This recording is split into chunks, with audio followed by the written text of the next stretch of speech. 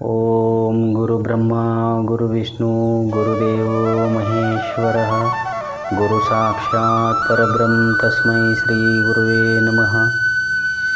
ಓಂ ತತ್ಸತ್. ಪರಬ್ರಹ್ಮನೇ ನಮಃ. ದತ್ತವಾಡ ಶ್ರೀ ಸದ್ಗುರು ಬಾಬಾ ಮಹಾರಾಜರವರ ಚರಿತಾಮೃತವು 11ನೇ ಅಧ್ಯಾಯ. ಸೂಚನೆ: ಗುರುವಿನ ಉಪಕಾರವನ್ನು ಮರೆಯುತ್ತಾ ಗುರುವಿನ ನಿಂದಿಸಿದ ಫಲದಿಂ ಮರಣ ಹೊಂದಿದ ಸಂಗಪ್ಪನ ಕಥೆಯನ್ನು ವಿವರಿಸುವೆ. ಭೂವಾಚಕ ಮಹಾಶಯರೇ, ಹಿಂದಿನ ಅಧ್ಯಾಯದಲ್ಲಿ ಬಾಬಾ ಮಹಾರಾಜರು ಚಿಕ್ಕೋಡಿಯ ಹರಿಬಾವಿಗೂ ಕುಡ್ಚಿಯ ಡಾಕ್ಟರಿಗೂ ಉಪದೇಶವಿತ್ತ ಕಥೆಯನ್ನು ಕೇಳಿದ್ದಿರಲ್ಲವೇ? ಮುಂದಿನ ಮಹತ್ವದ ಕಥೆಯನ್ನು ಶ್ರದ್ಧೆಯಿಂದ ಆಲಿಸಿರಿ. ಚಿಕ್ಕೋಡಿ ಎಂಬ ಗ್ರಾಮದಲ್ಲಿ ಈರಸಂಗಪ್ಪ ಹಂಪನವರ್ ಎಂಬಾತನು ಮಹಾಂತವ ಎಂಬ ಸತಿಯೊಂದೊಡಗೂಡಿ ಬಡತನದಿಂದ ಬಳಲುತ್ತಿದ್ದನು. ಈರಸಂಗಪ್ಪನು ಕುಪ್ಪಸದ ಜವಳಿ ಗಂಟನ್ನು ಹೆಗಲ ಮೇಲೆ ಹೊತ್ತು ಸುತ್ತಲಿನ ಹಳ್ಳಿಗಳ ಸಂತೆಗೆ ಹೋಗಿ ಮಾರಾಟ ಮಾಡಿಕೊಂಡು ಅದರಲ್ಲಿ ಉತ್ಪತ್ತಿಯಾದ ಹಣದಿಂದ ಜೀವಿಸುತ್ತಿದ್ದನು.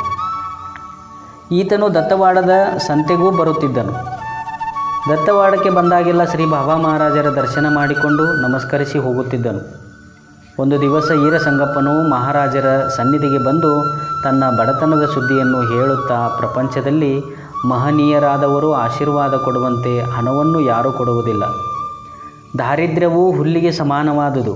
ಇದನ್ನು ಸುಡುವವರು ಯಾರೂ ಹುಟ್ಟಲಿಲ್ಲ ಎಂದು ಮತ್ತೆ ಇಂತೆಂದನು: ಹರತಾಂ ಸುಟ್ಟ ಜನರ್ಗೆ ರತ್ಯ ಸುಖಮಂ ತಾನಿಯುವ ಒಬ್ಬಾಸ್ತ್ರನಂ ಹರಿಪುತ್ರನ್ ನೆರೆಸುಟ್ಟ ಬರ್ಮಾಮಯಮ ಗಿರ್ಪಂತ ಲಂಕಾಪುರಂ ಸುರರಾಜಂ ಬೆಳೆಸಿರ್ದಂ ತೋಟವನು ತಾಂ ಭೀಮಾನುಜಂ ಸುಟ್ಟ ನೀ ಧರೆಯೋಳಿಲ್ಲ ದರಿದ್ರ ಫುಲ್ಲು ಸುಡುವರ್ ಬಾಬಾ ಮಹಾರಾಜರೇ.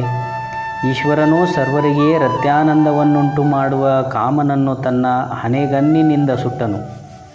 ವಾಯುಪುತ್ರನಾದ ಹನುಮಂತನು ಲಂಕಾಪುರವನ್ನು ಸುಟ್ಟನು. ಅರ್ಜುನನು ದೇವೇಂದ್ರನ ತೋಟವನ್ನು ಸುಟ್ಟನು. ಆದರೆ ಬಡತನವೆಂಬ ಹುಲ್ಲನ್ನು ಸುಡಲು ಯಾರಿಂದಲೂ ಆಗಲಿಲ್ಲ.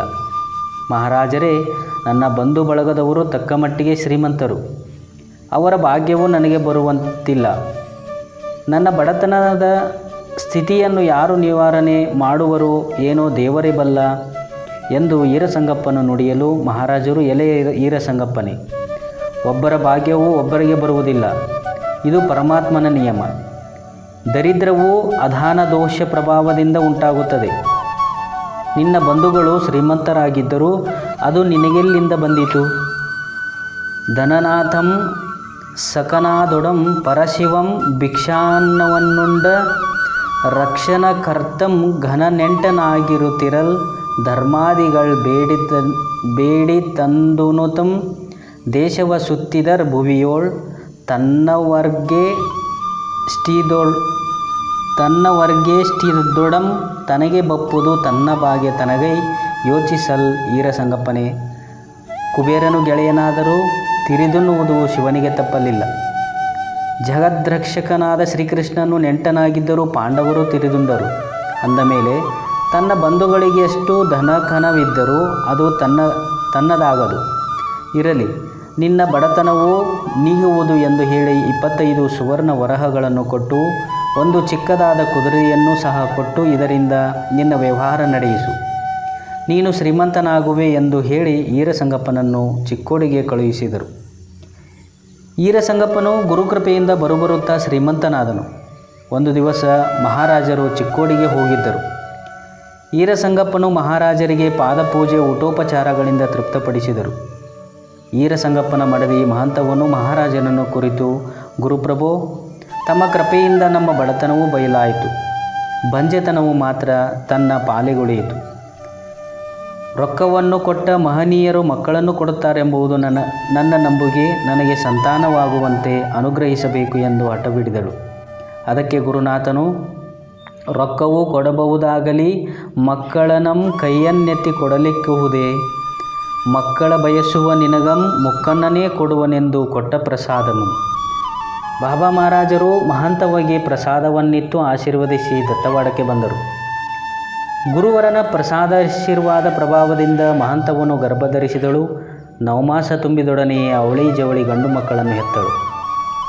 ಮಹಂತವನು ಮನೆ ಕೆಲಸಗಳನ್ನು ಸಾಗಿಸಿಕೊಂಡು ಜೋಡು ಮಕ್ಕಳನ್ನು ಜೋಪಾನ ಮಾಡುವುದು ತನಗೆ ಕಷ್ಟವೆನಿಸಿತು. ಸದ್ಗುರು ಮಹಿಮೆಯನ್ನರಿತ ಮಹಂತವನು ತನ್ನ ಮಕ್ಕಳಿಗೆ ಗುರುನಾಥನೆಂತಲೂ ಬಾಬಾ ಮಹಾರಾಜನೆಂತಲೂ ಹೆಸರಿಟ್ಟು ಕರೆಯುತ್ತಿದ್ದಳು. ಈರಸಂಗಪ್ಪನಿಗೆ ಈ ಹೆಸರುಗಳು ಸರಿಬೀಳಲಿಲ್ಲ. ತಮ್ಮ ಮನೆದೇವರಾದ ದುರುದುಂಡೇಶನೆಂದು ವಿರೂಪಾಕ್ಷನೆಂದು ಹೆಸರಿಟ್ಟು ಕರೆಯುತ್ತಿದ್ದನು. ಮಕ್ಕಳಿಗೆ ಮಹಂತವನು ತಾನಿಟ್ಟ ಹೆಸರುಗಳನ್ನೇ ಕರೆಯುತ್ತಿದ್ದಳು. ಈರಸಂಗಪ್ಪನು ತಾನಿಟ್ಟ ಹೆಸರುಗಳಿಂದಲೇ ಮಕ್ಕಳನ್ನು ಕರೆಯುತ್ತಿದ್ದನು. ಈರಸಂಗಪ್ಪನಿಗೆ ಐಶ್ವರ್ಯ ಮದವು ತಲೆ ಎತ್ತಿತು.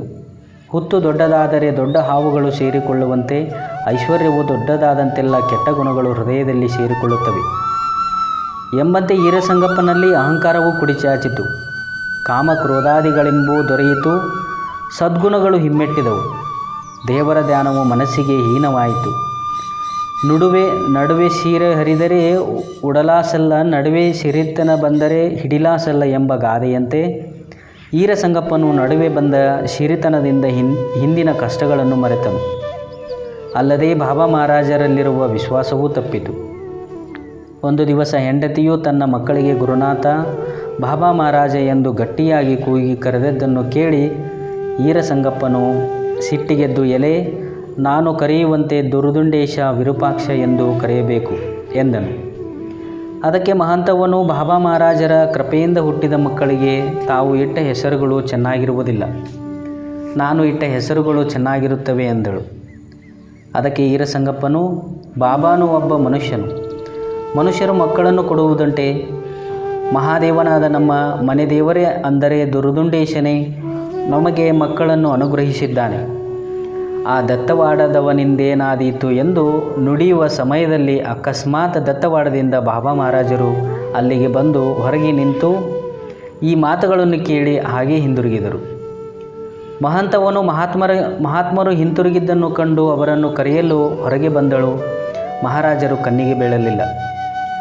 ಮಹಂತವನು ತನ್ನ ಪತಿಗೆ ಇಂತೆಂದಳು, ಸುರದೆನವೂ ಪಶು ಅಪ್ಪುದೇ, ಸುರ ತರುವುದು ರಕ್ಷ ಮಹುದೇ, ತಿಳಿಯಲ್ಕಿದರೋಳ್ ಗುರುನಾಥನು ಮಾನವನೆಂ, ತರವಲ್ಲಿ ಭಾವ ನಿನಗೆ ಗುರುವೇ ದೈವಂ. ಗುರುಮೂರ್ತಿಯನ್ನು ಮನುಷ್ಯನೆಂದು ಭಾವಿಸಬಾರದು ಎಂದು ಹೇಳಿದರು. ಕೆಲವು ದಿನಗಳಲ್ಲಿ ಮಕ್ಕಳಿಬ್ಬರಿಗೆ